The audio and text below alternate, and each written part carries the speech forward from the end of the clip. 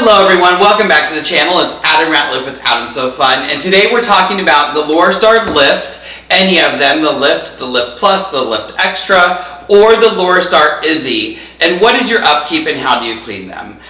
One of my favorite things about these irons is that you really don't have to do that much of upkeep. We are going to do what we call flushing the system once a month. And that's it. You have your anti-scale water filters. Those are going to be replaced, and you have a light right here that's going to tell you when you need to replace it. So other than that and flushing the system, you really have no upkeep. You could keep your sole plate clean. We'll talk about that in a minute. But when it's flush your system day, I say do this on the first of the month. We're going to do it first thing in the morning because we want to make sure that everything is nice and cool. You don't want to try to do this when it's hot.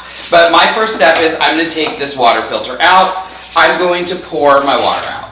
You don't have to pour the water out, but I always pour the water out because I'm at the sink anyway. Now, that has, ooh, there's a little thread.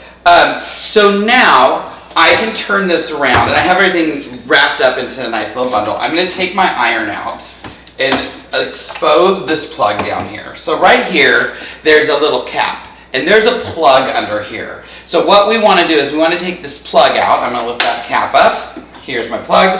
We're going to take this plug out. We're just going to dump all the water out of the boiler. That's the water that's in the boiler. But before I do that, I want to give this a good shake up. So I'm going to grab my system and I'm going to shake it up. And what I'm doing is I'm going to loosen up any particles that might be in that tank. Now, the hardest part of this is finding a quarter. You can use a screwdriver, but you can also use a quarter. I usually take my my iron head off for this. I'm going to tilt this back, and I'm just going to use a quarter, righty-tighty, lefty-loosey. We've made it very easy for you.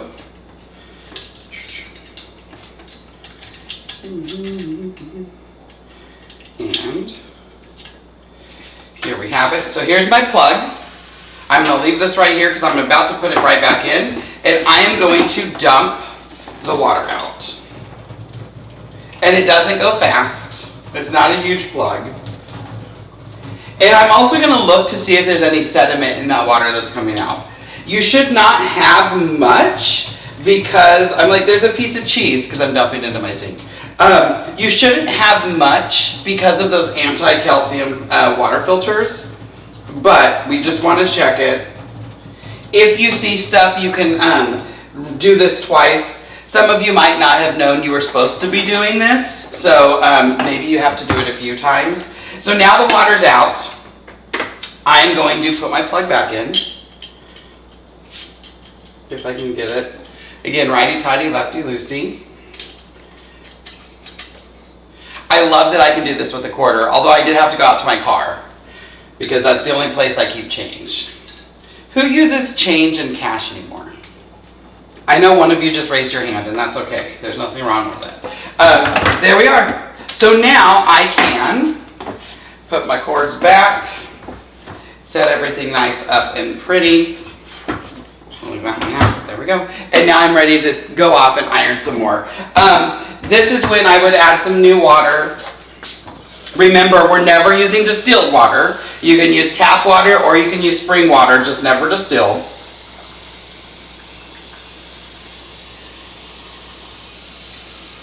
There we are. One tip, so here's where our water is going to go in. When you place this in, we're always going to leave that lid up. That lid is going to help lock the cartridge into place, or the water cartridge into place. So with it up, put it in. When you drop it, it's going to lock it right here. I've seen out on the field some people stick this in and they don't. It's not locked in. What they do is they have it like this. It won't go down far enough, and then it's not sucking the water in. So if you're having trouble with water not sucking through, that might be it. This lid needs to be up and lock itself in because that's what seats it properly. What am I sitting on?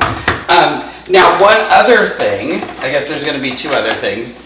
If you haven't done this in a while, you haven't flushed your system, I'm going to plug this in really quick. If you haven't flushed your system, you see particles in there. What we're going to do is we're going to turn it on. let it suck all of that water through. We're gonna see our water line go down here in a second. We're gonna let it suck that water through, and then we're gonna wait an hour, wait 2 hours, because right now the boiler's getting hot, but it's also filling itself up. We're gonna wait a little bit. We want that to cool down, and we're gonna flush that system again. If you're still seeing sediment, you're gonna do it a third time. So this will pull water through everything and fill up that boiler, and that's your upkeep once a month. And if you follow me on social media, Adam's So Fun with an SEW, I'm usually on my Facebook lives, I will talk about like, hey, it's the beginning of the month, time to go clean those systems out.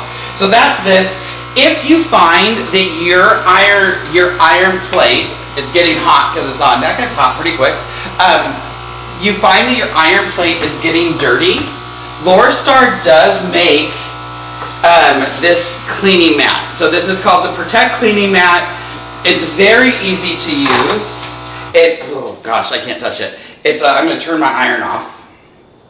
So it's a scrub pad. It's going to sit right here on your counter. So if you do a lot of fusibles, I'm going to unplug this because I don't need that. If you do a lot of fusibles and stuff, this is going to sit on the lip of a table or your ironing table or your if you have a system, I stick it right on the edge of my system, and we're just going to scrub back and forth. And this is going to clean that mat. If you don't have a Laurastar and you're just watching this because you like to watch me because I'm an idiot, this will clean any irons out there.